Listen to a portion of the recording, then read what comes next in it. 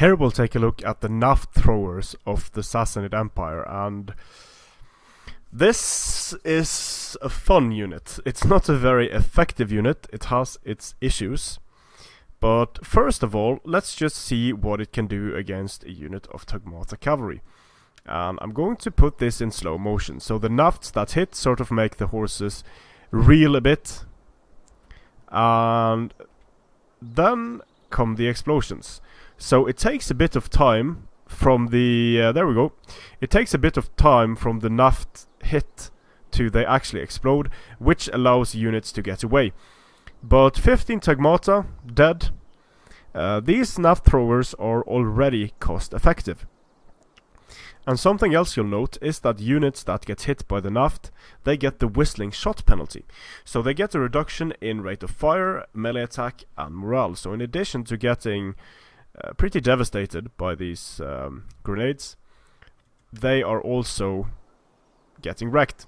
So Tagmata Cavalry in the wedge actually did better than the Tagmata Cavalry that was in a more blocky formation. Presumably because the Naft hit where there were less horses, and indeed it looks like they did. So now the Naft Throwers need to reload, and they have an ability called, surprise surprise, set fuses. And then they're going to spend quite a bit of time resetting their fuses and reloading their ammo. So down the line here we've thrown some nafts at Eastern Armored Legio in Testudo. They didn't take casualties. Normal Eastern Armored Legio, well actually, spaghetti formation. Testudo took casualties. Pikemen, Menulatoi, took quite a few casualties, and pikemen in block formation should take the most casualties out of these infantry units. Let's just see here if there are any nafts on their feet. No, they haven't fired yet. So now the nafts need to reload, and you can see how long it takes. While the nafts reload, their speed is going to be decreased. So getting these guys in and out can give you some difficulty because while the Naft Throwers reload, their speed is going to drop to 17. However, you can use Rapid Advance to boost the speed up to normal while these guys are reloading. So that is possible. You can hit the reset fuse, and then you can start reloading, and then you can use Rapid Reload to get away, because as you can see, you need to get really close to throw these grenades. And that's one of the issues with the Naft Throwers, that they need to get so close that they're basically going to get charged, because once a unit hits charge speed, these units are not going to be able to make it away. So they do have a difficult time killing infantry.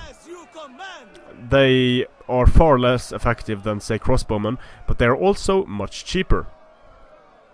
So here you can see the Tagmata Cavalry, they got hit by some additional nafts. Now we are ready for the second volley of nafts. Over here, the unit that got hit, the unit that was in a block formation, took quite a bit of damage. I'll just fast forward so you can see just how long it takes to kill anything with the Naft Throwers. So second volley incoming.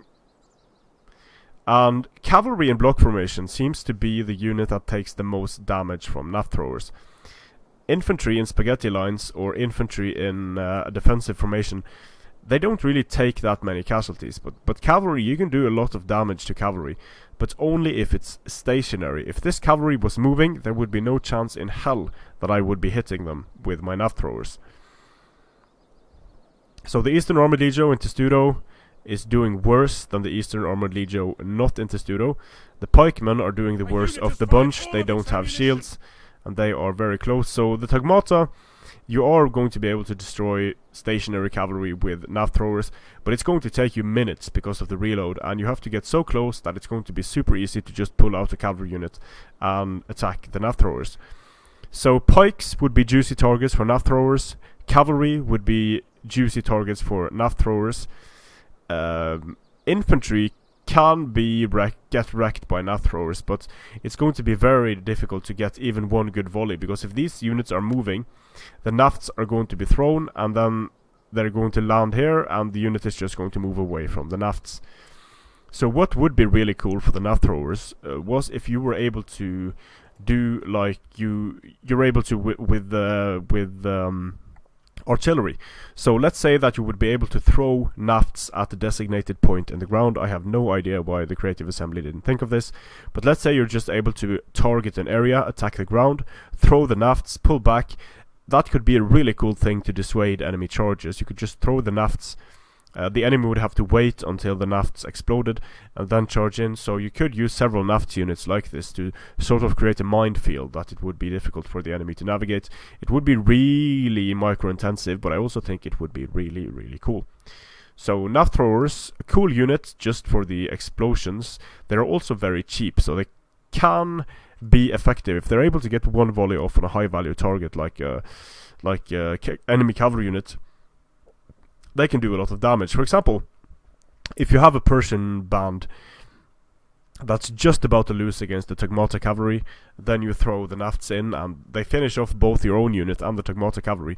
That can actually be worth it, but the problem is of course getting them there. But that can be a viable way to use them, to tie down high value enemy unit with your own cheap units. When your cheap units are about to lose, you throw in the nafts and then you just blow the fuck out of them. But very problematic unit to use. Just remember, you can use rapid advance to get them away faster when you are reloading, but very difficult unit to make work. Having one or two can be cool, but bringing a lot of nafts is like basically like shooting yourself in the foot with a grenade. Strength and honor.